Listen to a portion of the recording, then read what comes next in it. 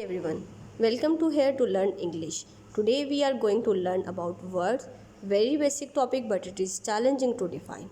Before start, if you have any idea, any comment, do leave comment in comment box. So let's start our topic. What is word? A well-arranged group of letters which make any meaning is called word. Well-arranged group of letters तो letters क्या है? A to Z alphabet ये सब letters हैं. Like A, B, C, D.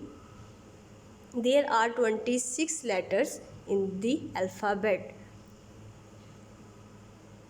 तो word की definition है well arrange group of letters, letters की ऐसी तरतीब जो फुल फॉर्म बनाए जिसका मीनिंग हमें समझ में आए तो वो वर्ड कहलाएगा.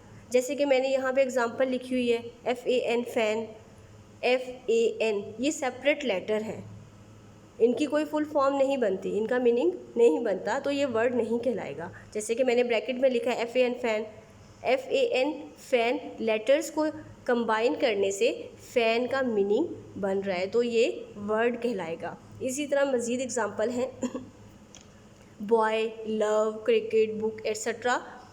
इनका मीनिंग हमें समझ में आता है, इनकी फुल फॉर्म हमें समझ में आती है, तो ये इसलिए वर्ड कहलाएंगे.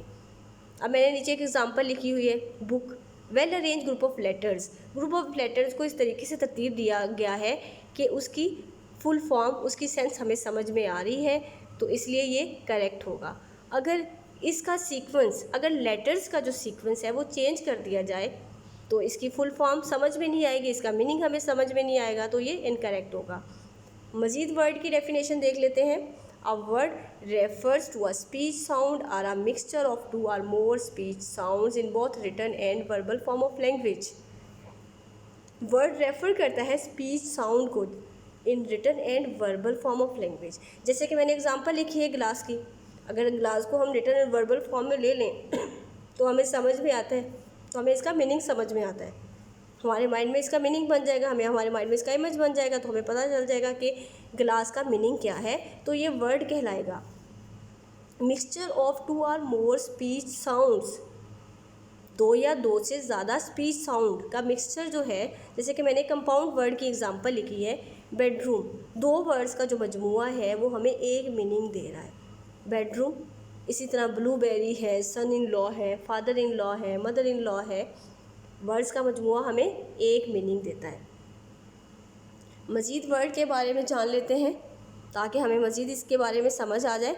अ word is the smallest unit of grammar that can stand alone as a complete utterance separated by spaces in written language and potentially by pauses in speech. Smallest unit है of grammar that can stand alone, जो कि stand करता है alone as a complete utterance, जो कि एक full form बनाता है, एक कंप्लीट मीनिंग देता है. सेपरेटेड बाय स्पेसिस, जिसको सेपरेट भी कर सकते हैं, space by spaces in written language and potentially by pauses in speech.